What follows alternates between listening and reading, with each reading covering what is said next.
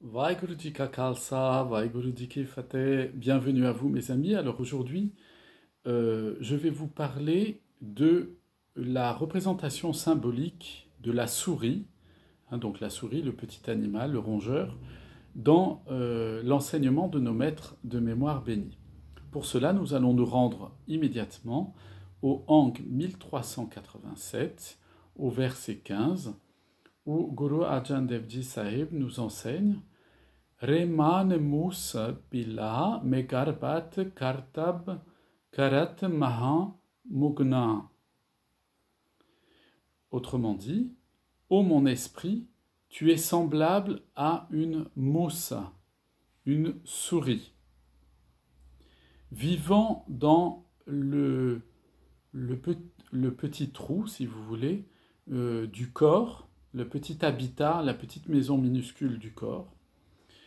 Tu es tellement fier de toi-même que tu agis d'une façon insensée.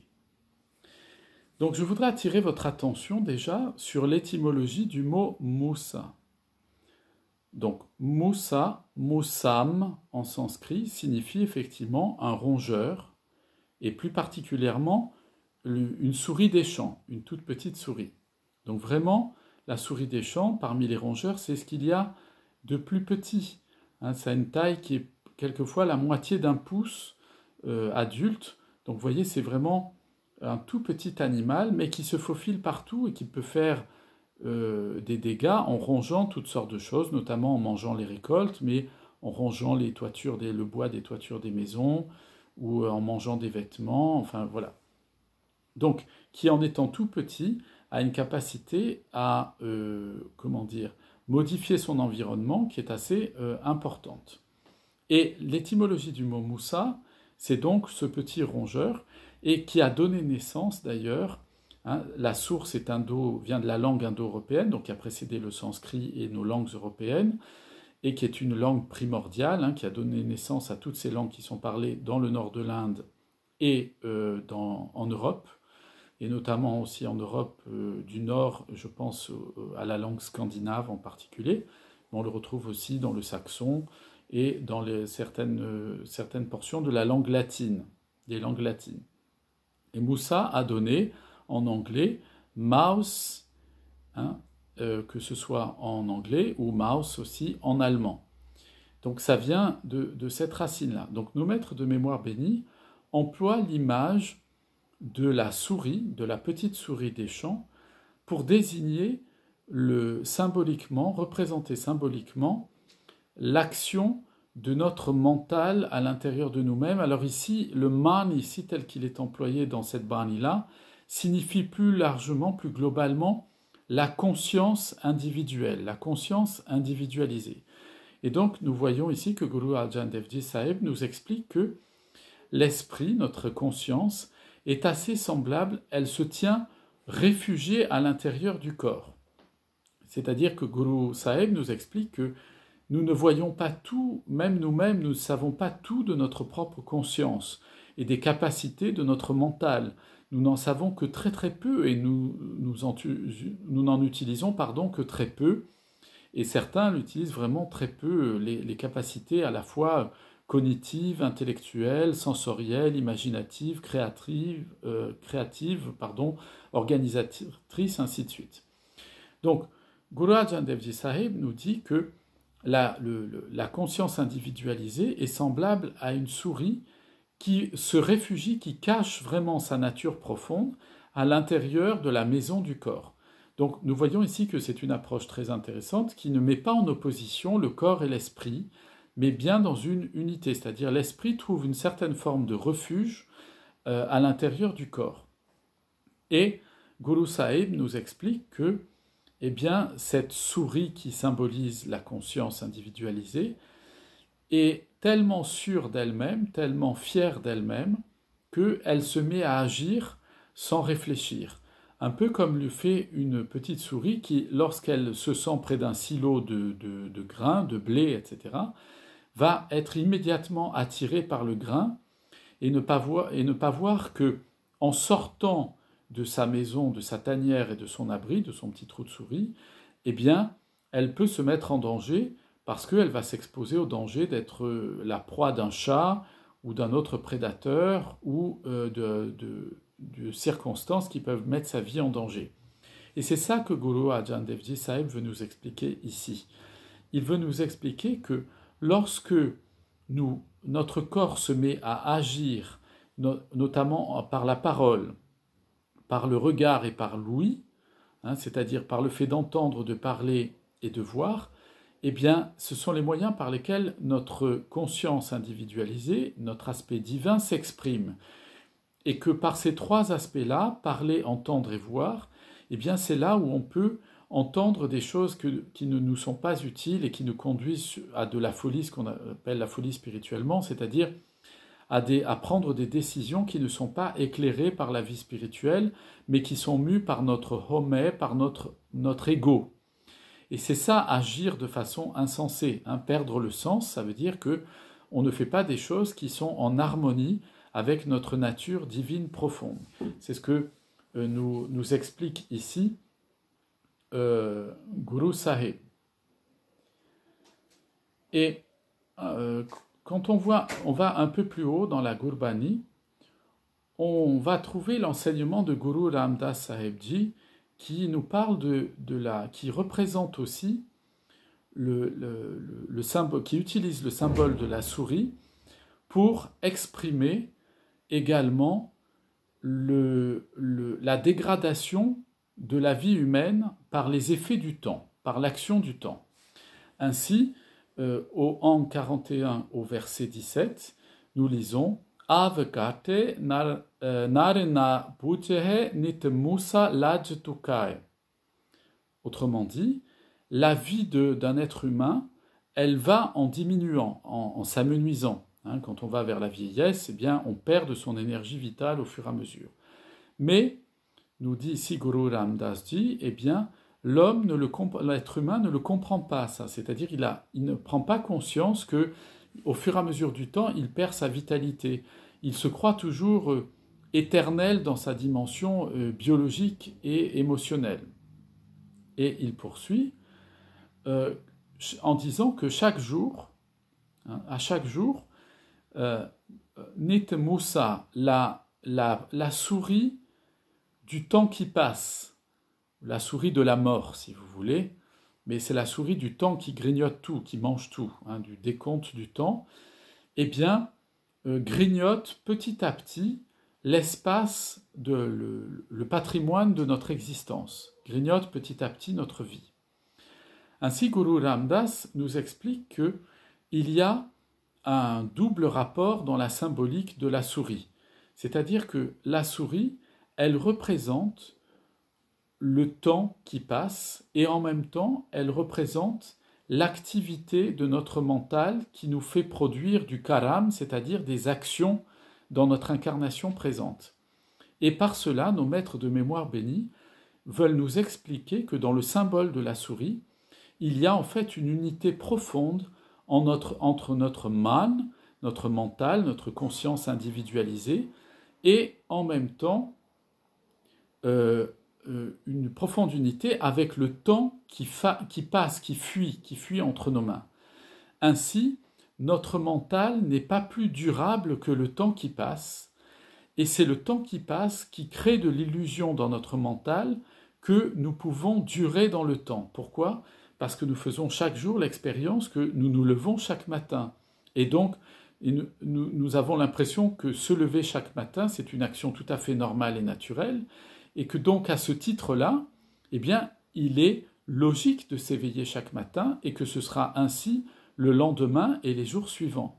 Or, Guru Ramdas Ji nous dit, eh bien, le temps en nous diminue ces matinées où nous allons nous lever, ces matins où nous allons nous lever, mais nous ne le savons pas, parce que ni vous ni moi ne pouvons savoir l'heure à laquelle nous allons mourir. Et donc, à ce titre-là, eh bien, c'est comparable à une petite souris qui est à l'intérieur d'un grand grenier rempli de grains. Vous ne la voyez pas, vous ne la percevez pas en train de dévorer votre patrimoine, votre bénéfice. De la même manière, les êtres humains ne se rendent pas compte que le temps, petit à petit, grignote effectivement notre durée d'incarnation sur cette terre. Et pourquoi nous ne nous en rendons pas compte? Parce que cette même souris, ce même symbole de la souris, du temps qui passe, c'est aussi l'illusion de notre mental qui nous fait croire que nous sommes absolument durables dans l'incarnation présente, que nous sommes absolument éternels. Or, il n'en est absolument rien. Et ce qui est intéressant de noter, c'est au Ang 156 au verset 6, ce que Guru Nanak Dev Ji nous précise en nous disant Rate aneri sujas nahi lajetukas musa paire. C'est-à-dire, ô mon frère, dans la nuit la plus sombre, dans l'obscurité de la nuit, on ne peut rien voir. On ne voit rien. Et nous dit Guru Nanak Dev Ji, pourtant la souris du temps qui passe, donc la souris de la mort, la souris du temps qui passe, est en train de grignoter la réserve de notre existence. Donc vous voyez, Guru Nanak Dev Ji nous dit pourquoi est-ce que nous ne sommes pas conscients que le temps passe et que nous disposons de très peu de temps devant nous? Eh bien, c'est parce que nous sommes dans une nuit très sombre. Et cette nuit très sombre, c'est le Kal Yuga. La période dans laquelle nous vivons n'est pas du tout propice à favoriser l'éveil spirituel et la vie spirituelle. Et au sein de cet âge sombre dans lequel nous nous trouvons, de ce Kal Yuga, eh bien, le premier voile d'ignorance et d'obscurité qui s'abat sur tous les êtres, c'est celui de se croire éternel dans son incarnation présente, et de ne pas voir qu'il ne faut pas gaspiller sa vie, qu'il ne faut pas perdre son temps dans des choses qui sont futiles et passagères, mais qu'il faut investir son temps comme on investirait de l'or qu'on voudrait placer dans une banque ou dans des actions, eh bien, qu'il faut investir son temps à des choses qui nous structurent spirituellement, parce que lorsque nous nous structurons spirituellement et que nous nous développons et que nous nous épanouissons spirituellement, alors c'est toute l'humanité que nous faisons grandir. Même si nous avons l'impression qu'à notre niveau, nous ne sommes pas grand-chose. Et effectivement, qui sommes-nous pour faire quelque chose d'important dans ce monde? Mais si chacun d'entre nous développe correctement sa vie spirituelle en ne gaspillant pas son temps, en ne laissant pas sa vie grignoter par la souris des illusions, en fait, de ce monde, la souris des illusions de se croire éternel, eh bien, nous allons pouvoir faire profiter nous-mêmes et faire profiter à tous ceux qui sont autour de nous de ce grenier, de cette réserve spirituelle, de grain spirituel qui constitue notre nature divine profonde. Et c'est comme ça que dans ce monde, mes amis, nous pouvons, même si nous sommes dans un âge très sombre, qui est fait pour le matérialisme et pas du tout propice à la vie spirituelle, c'est comme ça que nous pouvons alors être ces rayons de soleil radieux qui viennent apporter de la paix, de l'amour, de la compassion et de la bonté à tous ceux qui nous entourent, y compris ceux qui n'en veulent pas. Pourquoi? Parce que même celui qui ne veut pas de la bonté qui émane de notre cœur lorsque nous sommes connectés au Seigneur Vaheguru, de notre miséricorde, de notre bienveillance, notre compassion, de notre amour universel, eh bien c'est semblable à quelqu'un qui pense qu'en se mettant la main devant les yeux, eh bien il a éteint la lumière du soleil. Eh bien il bénéficie quand même de la chaleur et de cette lumière du soleil qui lui fait du bien malgré lui. Eh bien mes amis, ça c'est la bonne nouvelle de ce jour. C'est ce que nous enseignent ici nos maîtres de mémoire bénis, c'est que si nous apprenons en nous à apprivoiser la souris, le temps qui passe et notre mental ne sont pas nos ennemis. Ce ne sont pas des choses qui sont contraires à nous. Au contraire, si nous savons les apprivoiser pour les utiliser au service de la croissance et de la vie spirituelle, alors nous ne gaspillerons pas notre temps et nous ne commettrons pas des actes qui sont insensés, c'est-à-dire qui sont conduits par un mental qui n'a pas compris qu'il était corruptible, qu'il n'était pas éternel et qu'il allait devoir à un moment donné cesser de quitter le trône sur lequel, par l'imagination, il croit être assis. Et je voudrais terminer avec vous ce propos, cet enseignement-là, en en vous disant que ce que nous enseigne ici